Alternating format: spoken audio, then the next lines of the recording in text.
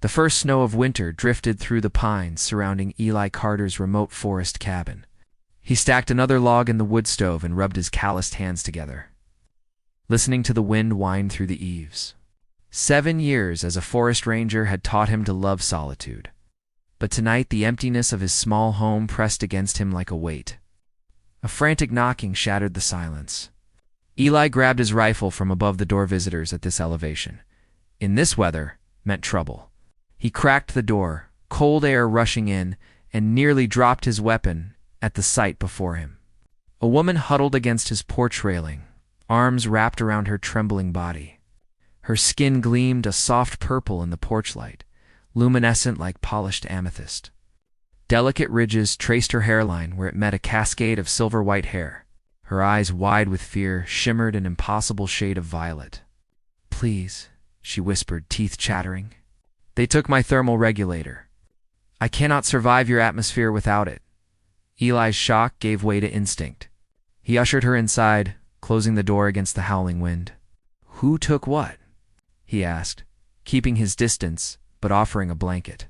"Thieves," she said, accepting the blanket with slender fingers. "3 humans. They ambushed me while I was calibrating my equipment near the lake. They stole my environmental suit." Her voice carried an otherworldly lilt. Consonants softened at their edges.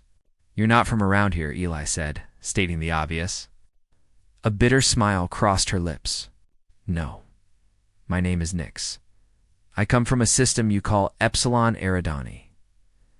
Eli poured steaming tea into a mug and set it before her. "I'm Eli, Forest Ranger. Though I don't think my jurisdiction covers extraterrestrial visitors." She wrapped her hands around the mug, purple fingers stark against the ceramic. "I need my suit back. Without it, this atmosphere will damage my cellular structure within days." These thieves, what did they look like? 2 tall males, 1 shorter female. They wore dark clothing with strange symbols on their shoulders. They knew what they were looking for. Nyx sipped the tea, her expression softening slightly. "This helps." "Thank you," Eli grabbed a thermal shirt and pants from his dresser. "Change into these. They'll be too big, but they're warm." He turned his back while she changed, mind racing. He'd heard rumors of strange lights in the forest. The local conspiracy theorists whispered about government teams hunting something in the mountains. "Why are you here, Nyx?" "On Earth, I mean." He kept his voice neutral. "I am a xenobiologist. My people have observed your planet for decades. I volunteered to collect biological samples." The rustling of fabric paused. "You can turn around now." Eli turned to see her swimming in his flannel shirt, sleeves rolled up multiple times to free her hands. Despite everything, he found himself smiling.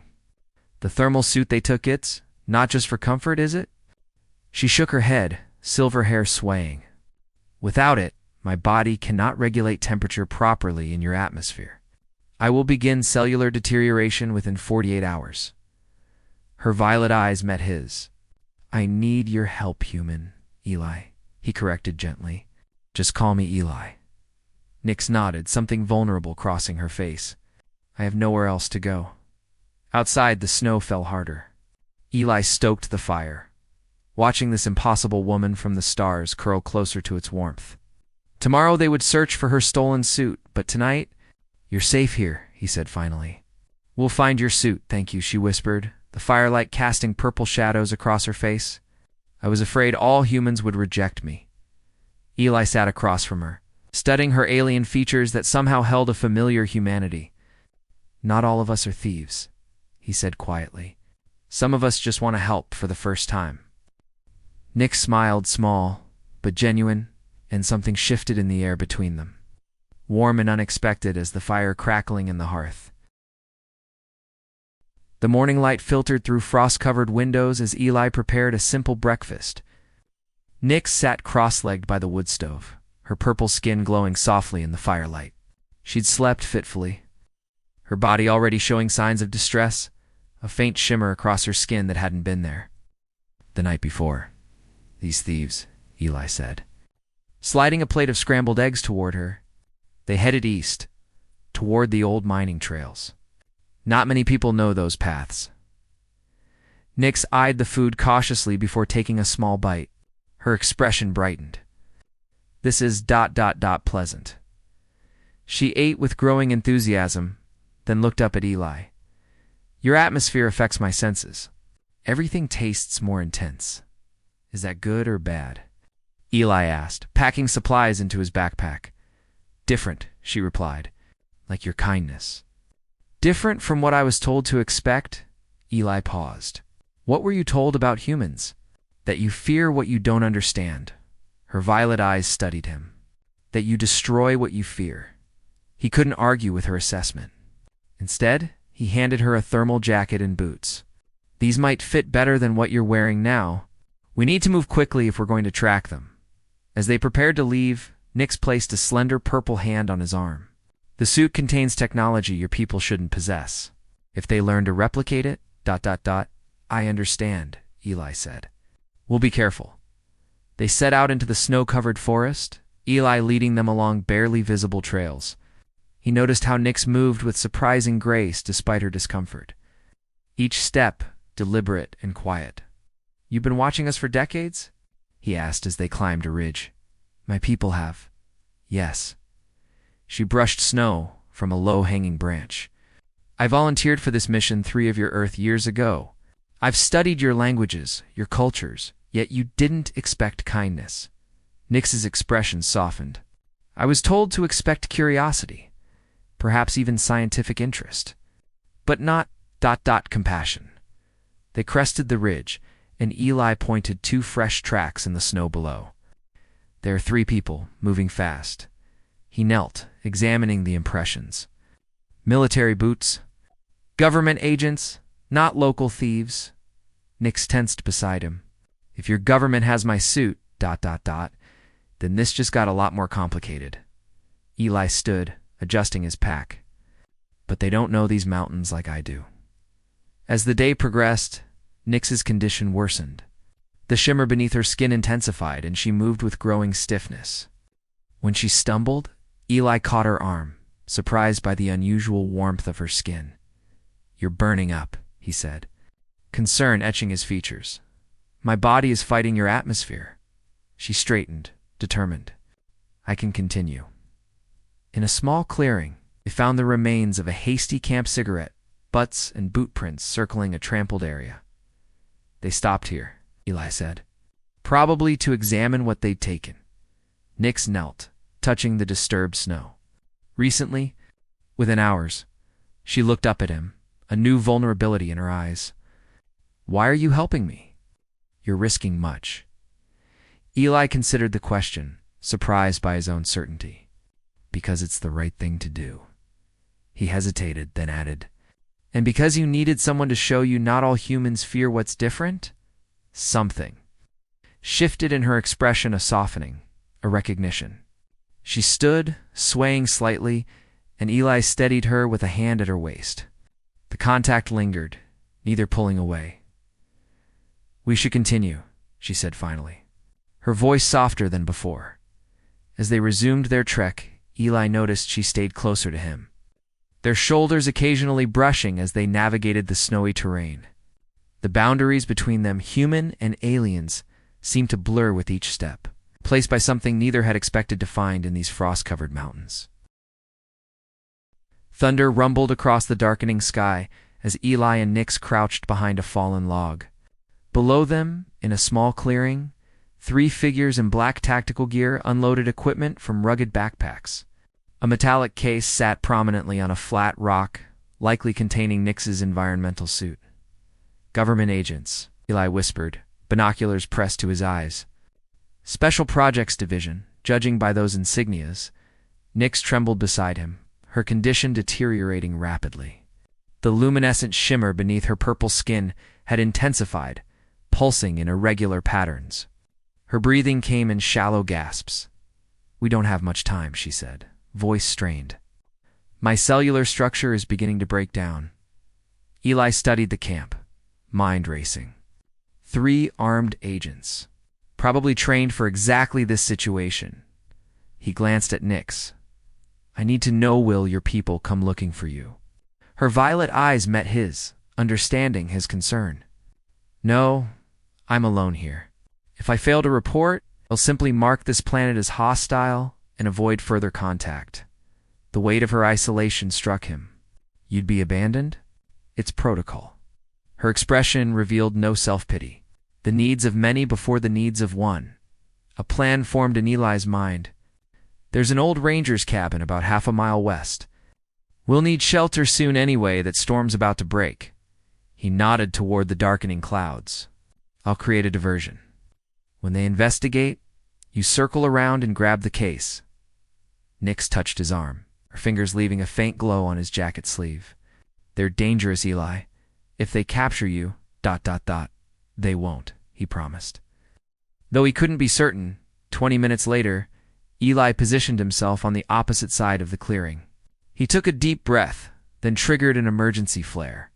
Launching a brilliant red light into the darkening sky, the reaction was immediate. 2 agents sprinted toward the flare while the third secured the camp. Eli circled through the underbrush, heart pounding as he watched Nix slip from her hiding place toward the remaining agent. What happened next unfolded in seconds. The agent spotted Nix. Reaching for his weapon as she lunged for the case, Eli broke cover, tackling the man to the frozen ground.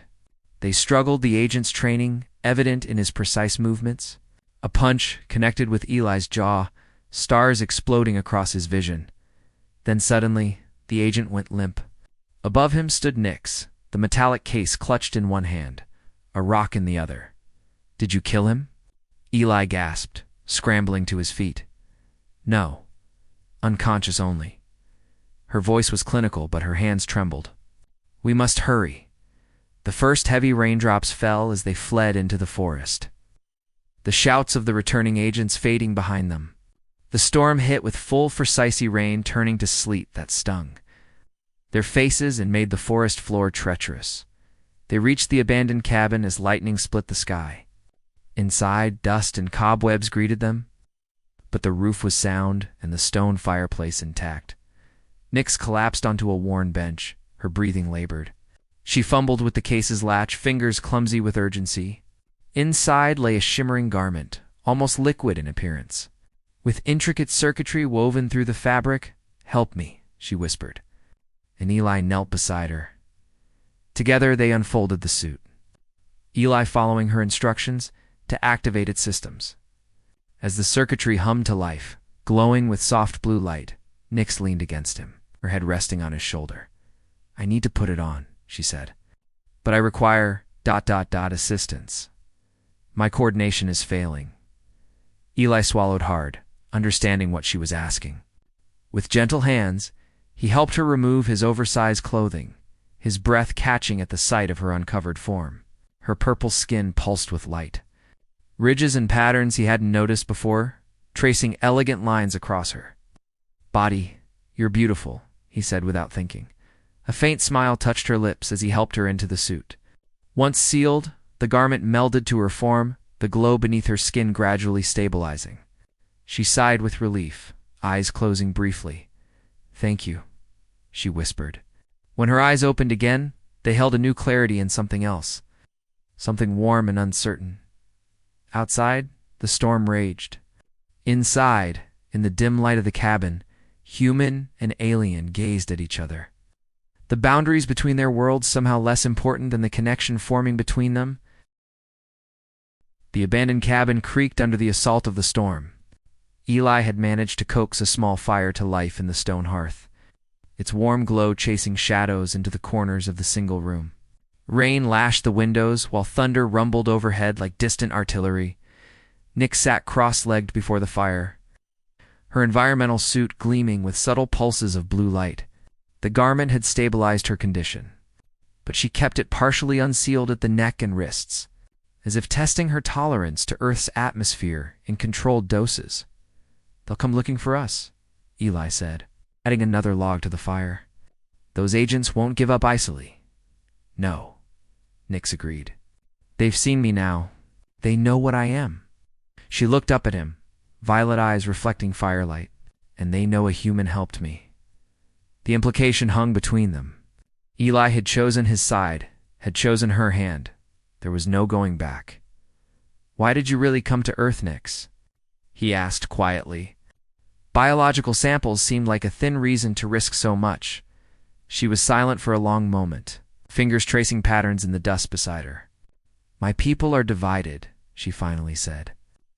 Some believe we should establish open contact with Earth. Others fear what might happen if we do. Her voice softened. I wanted to understand humans better, to know if contact would bring harmony or destruction. And what have you learned? Eli sat beside her, close enough to feel the unusual warmth radiating from her purple skin. That humans are more complex than either faction believes. Her eyes met his, capable of both cruelty and unexpected kindness. Outside, the wind howled. Inside, something fragile and unspoken grew in the space between them. Nyx reached up, touching his face where a bruise was forming from the agent's punch. Her fingers left a faint, luminescent trace that tingled against his skin. You're injured because of me, she said. Worth it, he replied, his voice rougher than he intended. Her hand lingered, and Eli found himself leaning into her touch. The alienness of Hertha purple skin, the subtle ridges along her hairline, the eyes that held colors no human possessed, had become beautiful to him rather than strange. On my world, she whispered, we believe that souls recognize each other across lifetimes. Across worlds, her fingers traced down to his jawline. Perhaps that is why I trusted you from the beginning. Eli covered her hand with his own. I don't know about souls, he said, but something about you felt ... right, even when everything about you should have terrified me. The fire popped, sending sparks dancing up the chimney. Nyx leaned forward, hesitant, questioning. Eli closed the distance between them, his lips meeting hers in a kiss that crossed the boundaries of worlds. Her skin glowed brighter at his touch, the luminescence spreading like ripples across water. He pulled back slightly, worried. Are you all right? He asked. It's a response to emotion, she explained, a smile playing at her lips. A biological trait my people have never managed to hide. So you're literally glowing with happiness. Eli grinned. Something like that. She moved closer, her body fitting against his, as if designed to complement his form despite its alien origin. Your heart beats faster than mine, she observed, her hand resting on his chest. That's not just a human trait, he said. That's a you-on-to-me trait. As the storm raged outside, they discovered each other, two beings from different worlds finding unexpected harmony in their differences. Her skin illuminated the darkness when the fire burned low, her luminescence painting patterns of light across his human form as they surrendered to the connection neither had expected to find. Later, as rain drummed a gentler rhythm on the roof, they lay together beneath Eli's thermal blanket. Nyx traced the contours of his face, memorizing him. Tell me about your home, he said. Your real home. She described crystal cities and twin moons, forests with trees that communicated through light, and oceans that sang during magnetic storms. In return, he told her of Earth's hidden wonders, desert blooms after rainfall, northern lights dancing across Arctic skies, the quiet perfection of snow falling in a forest at dawn in the intimate darkness. They shared not just their bodies, but their worlds, building a bridge between stars with words and touch and trust. If I stay here, she whispered, my body will eventually adapt. The suit helps, but it's temporary. I would change, become something neither fully of my world nor fully of yours. And if you go back? Eli asked, his arm tightening around her. She was quiet for a long moment. Then I take this memory across the stars. And perhaps someday, when both our worlds are ready, ... He silenced her with another kiss, unwilling to think about endings just yet. Tonight, in this storm-battered cabin, they had found something rare, a connection that transcended the boundaries of worlds. Tomorrow would come soon enough. Dawn broke clear and cold after the storm, sunlight glinting off ice-coated branches. Eli stood at the cabin window, watching for movement in the surrounding forest. Beside him, Nyx adjusted her environmental suit, sealing it fully against her purple skin. They're coming, she said, not a question, but a certainty. Eli nodded. 3 sets of tracks approaching from the east. They found us. They had known this moment would come, had prepared for it. Through the night, between whispered confessions and shared warmth, Nyx's small spacecraft remained hidden in a ravine 5 miles north. She could reach it, return to her world, complete her mission. But the choice weighed on her, visible in the dimmed glow of her skin.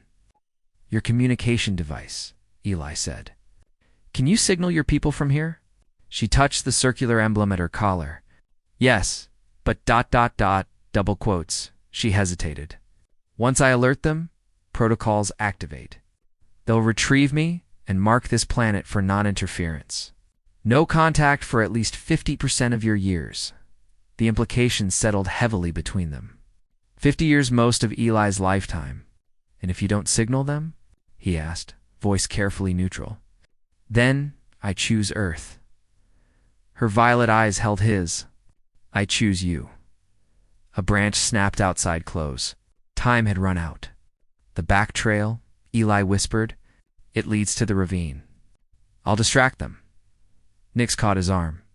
"Come with me," she said suddenly. "My craft has room for 2. My world could learn so much from you, a human who chose understanding over fear." For a heartbeat, Eli imagined it crystal cities and twin moons. A life among the stars with this woman whose touch left light on his skin. Then reality reasserted itself. "They'd study me like they'd study Earth," he said gently. "I'd be as alien there as you are here. And if I disappeared, they'd never stop hunting you." Movement at the edge of the clearing, black tactical gear against white snow. "Go," Eli urged. Now, instead, Nyx pressed her communication device into his hand, closing his fingers around it. "If I stay, I need you to send this message." Her words came fast, urgent. "Tell my people I've chosen to remain. Tell them humans are ready not for full contact, but for the beginning of understanding." Shock rippled through him. "Nyx, your body will adapt," she finished. "It's already started. The cellular changes are painful but not fatal." Her hand touched his chest, above his heart. "Some things are worth the pain of transformation." The agents were spreading out, surrounding the cabin. Eli made his decision. "Neither of us is staying," he said firmly. "And neither of us is leaving. Not permanently." He grabbed his pack and took her hand. When he kicked open the back door, sprinting with Nyx toward the tree line, the agents shouted in surprise. Gunshots cracked the morning stillness, bullets splintering wood as they ducked into the forest. They ran as they had first met, a human helping an alien, both hunted, both determined. But now they ran together, by choice rather than necessity. When they reached the ravine, Nyx's spacecraft waited. A sleek silver vessel nestled among fallen trees. She pressed her palm to its surface, and a doorway appeared, opening to a cockpit barely large enough for 2. "Can you pilot this to another location?" Eli asked. "Somewhere remote, where we both could exist." Understanding dawned in her eyes. "You mean I know places they'll never find us?" he said. "Remote enough for privacy, close enough to civilization when needed. Your people will get their data through you. My world gets time to prepare for the idea that we're not alone." "A bridge between worlds," she said softly. "Beginning with us, the sound of pursuit grew closer." Nyx's fingers flew over the ship's controls, activating systems as Eli watched in wonder. "It will mean sacrifices," she warned. "For both of us, I know." He smiled. "Worth it." As they lifted off, the agents burst from the trees. Weapons raised but powerless against the ship's technology. Eli felt Earth's gravity release him, saw his mountains shrink below. Not an ending, but a transformation, like Nyx's body adapting to Earth, like his life reshaping around her presence. They would find a new place, create a home between worlds. And perhaps someday, when fear gave way to curiosity and isolation to understanding, they would serve as the ambassadors both their people needed, proof that difference could lead to harmony rather than destruction. Nyx's hand found his as the ship banked toward distant peaks, where her purple fingers intertwined with his human ones. A soft glow spread, light created in the space between worlds, in the connection neither had sought, but both had found. Where to? she asked, the controls responding to her touch. Eli looked out at the horizon, at the future unfolding before them, unprecedented. But there's two shaped together. Home, he said simply. Let's find our home. Her smile illuminated the cockpit, her luminescence reflecting in his eyes. Two beings from different stars, choosing to create their own constellation.